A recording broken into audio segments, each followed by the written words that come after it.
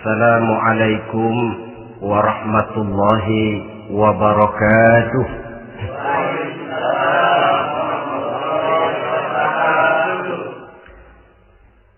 Alhamdulillahi rabbil alamin.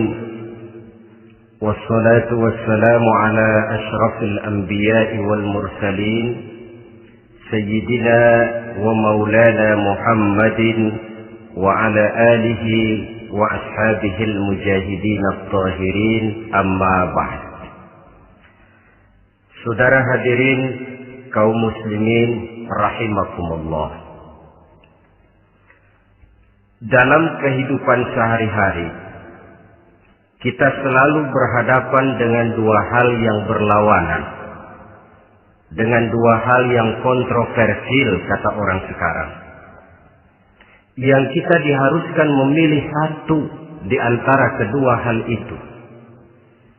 Sejak kita bangun tidur sampai kita tidur lagi, selalu kita hadapi dua persoalan itu, yang benar dan yang salah, yang hak dan yang batil, yang pantas dan yang tercela, yang ma'ruf dan yang munkar. Persis seperti sebaik lagu yang lagi ngepop dan banyak dinyanyikan anak sekarang, madu di tangan kananmu katanya, racun di tangan kirimu. Tapi saya pikir-pikir, bagaimanapun kalau cuma sekedar madu di tangan kanan, racun di tangan kiri, adresnya jelas. Yang repot kalau kita sudah tidak tahu lagi mana yang madu, mana yang racun. Lebih celaka lagi di zaman sekarang, banyak racun mereknya madu. Kita terpedaya, kita terpesona, kita terpukau oleh racun yang bermerek madu ini. Kita minum dia, yang akibatnya rawan di dalam kehidupan kita. Sangat banyak racun-racun yang terpancang di sepanjang perjalanan hidup kita ini. Dan dua di antara racun kehidupan itu akan kita bicarakan pada pertemuan kali ini, yakni arak dan judi, minuman keras dan judi.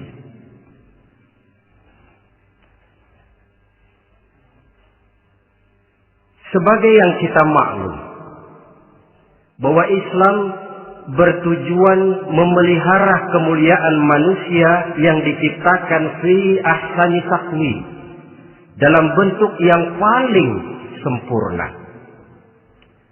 Arak atau minuman keras jelas merupakan hal yang merusak dari berbagai aspek kehidupan. Entah kesehatan tubuh, entah pertumbuhan akal, ketentraman rumah tangga, ketentraman masyarakat, bangsa dan negara. Cobalah sejenak kita adakan penyelidikan. Kalau masuk kita ke dalam penjara, melihat sel-sel di sana, berapa banyak yang mendekam di sel karena urusan minuman keras. Masuk kita ke rumah sakit, berapa banyak yang dirawat akibat minuman keras, akibat stres yang dialaminya. Berapa banyak rumah tangga berantakan, berapa banyak pembunuhan terjadi, pemerkosaan terjadi akibat daripada minuman keras ini. Yang paling ironi kalau dia sudah menyerang anak-anak muda kita. Padahal kita tahu remaja, pemuda adalah bentuk miniatur daripada kehidupan suatu bangsa. Akan bagaimana warna Indonesia 20, 30, 40 tahun yang akan datang, remaja dan pemuda kita jawabannya. Bahkan dari segi agama pun, akan bagaimana warna Islam di Indonesia 20, 30 tahun yang akan datang, remaja itu pula jawabannya. Karena itu, tidak terlalu berlebihan kalau saya berkata bahwa untuk menghancurkan Islam di Indonesia ini, tidak perlu menghancurkan pondok pesantren, tidak perlu menutup masjid, melarang pengajian, menyegel musola, tidak perlu. untuk menghancurkan Islam di Indonesia cukup dengan meracuni remaja, pemuda-pemudi Islam di Indonesia. Kalau mereka sudah diracuni, dijauhkan dari agamanya, masalahnya tinggal menunggu pergantian generasi. Maka yang jadi pilot proyek jelas remaja, pemuda, termasuk dengan menanamkan pengaruh minuman keras. Ditanamkan ke tengah remaja kita ini untuk jauh dari tuntunan agama. Hei pemuda-pemuda Islam, kalau kau mau jadi pemuda modern, jangan dekat-dekat ke masjid. Masjid khusus 60 tahun ke atas. Sepertinya di depan masjid itu ada papan pengumuman masjid khusus 60 tahun ke atas. Baca Quran kolot. Seiring dengan itu lalu modernisasi diartikan dengan westernisasi. Kau tidak akan bisa jadi pemuda modern sebelum semua yang datang dari barat kau telan mentah-mentah. Kau harus bisa bergaul seperti orang barat, berumah tangga macam orang barat, makan minum seperti orang barat. Kalau nyanyi lagu barat yang orang lain gak ngerti, kamu juga gak tahu.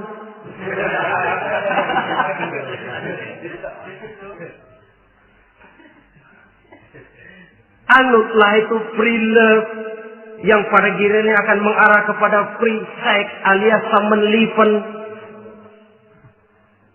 Isaplah itu ganja, morfin, narkotik. Jikalau sudah terlena kita dengan itu, maka kehancuran suatu bangsa sesungguhnya sudah dimulai. Penyakit minuman keras ini bukan cuma penyakit zaman ini. Masyarakat yang dihadapi oleh Rasulullah Sallallahu Alaihi Wasallam 14 abad yang lalu juga masyarakat yang kemaruk dengan minuman keras. Arab jahiliyah kalau sudah minum arak mabuk, tidak cuma minum, dia mandi pakai arak. Sistem pendidikan yang disampaikan Islam bijaksana. Mula-mula diberikan gambaran bahwa arak itu walaupun ada manfaatnya tapi ada bahayanya, dan bahayanya jauh lebih besar daripada manfaatnya. Tahap kedua diberikan pesan jangan mendekati sholat dalam keadaan mabuk. Padahal sholat 1 hari 1 malam 5 kali artinya makin jauh saja dia dari arak itu. Pada saat kondisi iman sudah memungkinkan, barulah turun vonis bahwa arak itu najis, perbuatan setan, jauhi. Yang ironi yang saya katakan tadi, racun mereknya madu. Kadang-kadang kita dibuai dengan iklan yang tidak mendidik. Saya pernah lihat ada iklan misalnya, Anda ingin modern, majulah bersama minuman ini. Atau minuman ini lambang pergaulan dunia yang maju. Modern diukur dari minuman. Yang jadi korban akhirnya remaja dan pemuda-pemudi kita. Saya teringat satu analisa dari Rasulullah Sallallahu Alaihi Wasallam. Beliau bersabda, Inna min asratis sa'ah. Sesungguhnya di antara tanda-tanda kiamat. Apa kiamat itu? Dalam arti yang umum, kiamat itu saat di mana alam ini hancur, bumi gempa, air laut tumpah ke darat, gunung meletus, planet-planet bertabrakan, lalu semua yang bernama hidup mati. Itu kiamat beneran. Saya nggak mau cerita kiamat beneran, sebab saya sendiri nggak kepengen ngalamin. Yang sering kita ngalami ini kiamat kecil-kecilan, kiamat mini. Apa kiamat mini itu? Hancurnya sendi-sendi kehidupan sosial. Maksiat merajalela, munkarat menjadi-jadi. Yang ma'ruf dianggap munkar, yang munkar malah menjadi ma'ruf. Yang salah disanjung-sanjung, yang benar dicaci maki. Tuntunan dianggap tontonan, tontonan malah jadi tuntunan. Kan kiamat kalau sudah begitu. Pencungkiran nilai. Kenapa hal semacam ini bisa terjadi? penyebabnya kata Nabi, pertama ayyurfa'al ilmu. Ilmu diangkat oleh Allah. Bagaimana cara Allah mengangkat ilmu dan apa maksudnya itu? Allah mengangkat ilmu itu, saudara, caranya pertama dengan mewafatkan ulama. Makin banyak ulama wafat, makin banyak ilmu ditarik. Yang kedua, kurangnya minat orang untuk belajar agama. Kalau sudah klop macam itu, artinya agama sudah disudutkan ke pojok-pojok kehidupan. Agama cuma sekedar tinggal dekorasi. Agama cuma seminar, cuma kongres, cuma muktamar. Tapi bahwa agama merupakan realita dalam kehidupan, itu tidak pernah terwujud.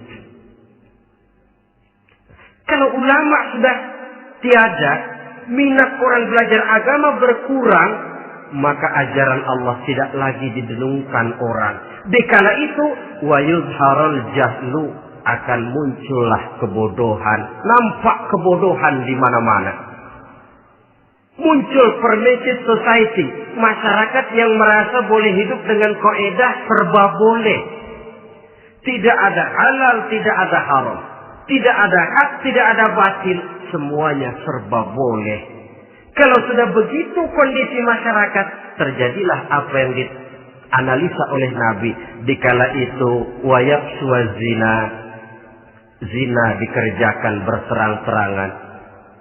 Orang sudah tidak punya malu. Hidupnya sudah pakai prinsip punya kuping kebo. Punya muka tembok. Punya kulit badak. Kalau juga dikasih tahu, malu dong kau tinggal serumah belum nikah. Malu sama siapa? Masyarakat. Allah, masyarakat cuek aja.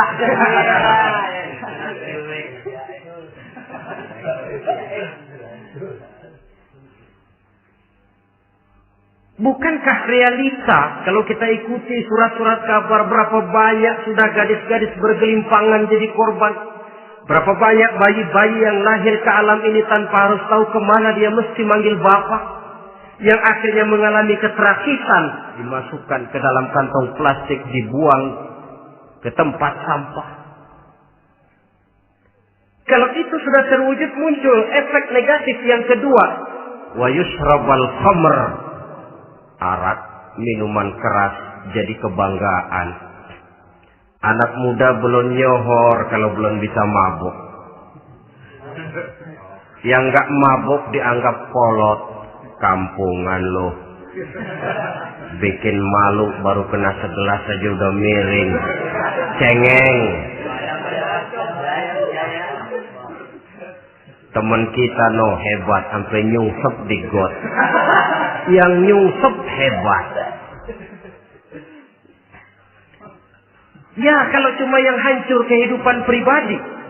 Tapi kalau sudah menyangkut masa depan, yang berarti masa depan suatu generasi adalah merupakan masa depan daripada suatu bangsa. Begitu kerasnya Islam ini melarang minuman keras. Sampai bukan cuma sekedar meminumnya saja yang diharamkan, tetapi juga dilarang mengimportnya, memproduksinya, membuka warung yang menjual minuman keras atau bekerja di tempat penjualan minuman keras. Ada juga yang nyerempet-nyerempet, Pak, kalau sedikit kan nggak apa-apa, nggak mabuk ini. Nah, saya ingatkan hadis Nabi diriwayatkan oleh Imam Ahmad, Abu Daud dan Turmuzi. Nabi bersabda, "Ma askara katsiruhu faqaliluhu haramun." Apa yang banyaknya menyebabkan mabuk, sedikitnya pun tetap haram hukumnya.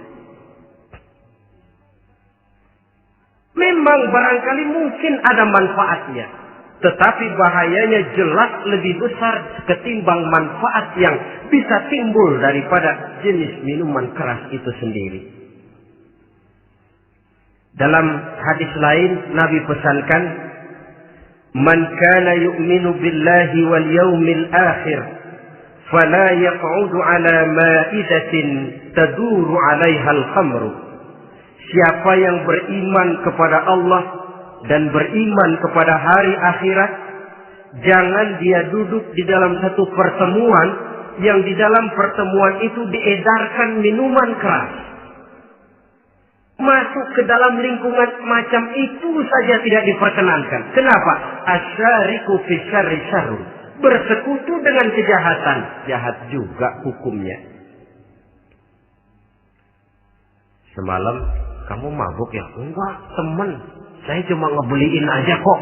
Apalagi ngebeliin.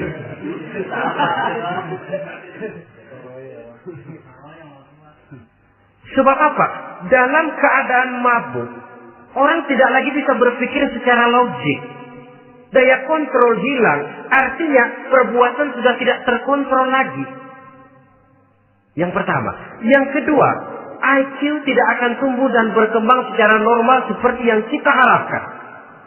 Yang ketiga, harga diri akan runtuh hancur di tengah masyarakat. Bayangkan kalau tengah malam kita digotong orang, diantar ke rumah kita. Dengan kondisi macam itu masih punya muka kita untuk tegak di tengah masyarakat. Masih punya harapan kita untuk tumbuh menjadi pemimpin sementara orang terkenang. Ini kan yang kemarin malam gua gotong, dia lagi mabuk. Harga diri, kepribadian. Jangan lupa saudara, kita hidup di tengah masyarakat. Masyarakat itu punya hukum yang tidak tertulis, tapi lebih kuat dan lebih kejam daripada hukum tertulis. Orang bilang, sekali arang tercoreng di dahi, seumur hidup orang akan tetap ingat. Makanya Rasulullah dalam hadis memberikan tamsil untuk adik-adik remaja muslim ini, masalul mu'min kamasalin nahli. Perumpamaan orang yang beriman itu persis seperti tawon. Mentalitas orang mukmin persis tawon. Apa mentalitas tawon? Kalau kita ngaji bab tawon, kita renungi apa keistimewaan tawon. Saya lihat-lihat, ternyata tawon itu punya 4 keistimewaan. Pertama, tawon itu yang dihisap selalu saripati bunga. Bagus makanannya. Belum pernah tawon keliru makan. Saya belum pernah dengar kok ada tawon makan tahu.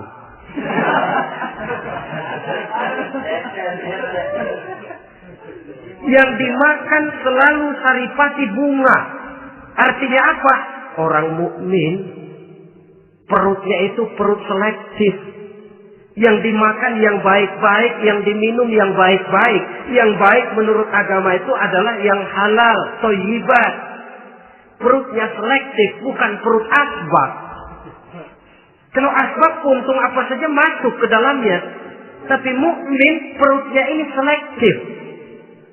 Daging kambing masuk, tahu masuk, kangkung masuk, kodok minggir. Air kelapa minum, kopi minum. Tapi kalau sudah berbau minuman keras, minggir. Sebab apa? Makanan dan minuman yang kita masukkan ke dalam perut besar ini akan digiling dalam perut besar, akan melahirkan energi, menggerakkan sel-sel pembuluh saraf. Kalau makanan dan minuman itu terdiri dari yang haram, energi yang ditimbulkan olehnya energi yang haram, mempengaruhi sel-sel pembuluh saraf. Orang akan cenderung berpikir yang haram kalau terlalu sering memakan makanan haram. Kalau sudah berpikir kepada yang haram, perbuatan pun akan mengarah kepada yang haram juga.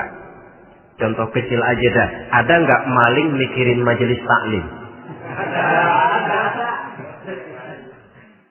Karena yang dimakan lebih banyak yang haram, yang dipikir paling-paling nanti malam rumah siapa lagi nih ya?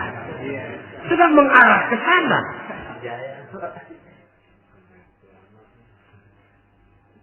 Saripati bunga yang dimakan tawon itu.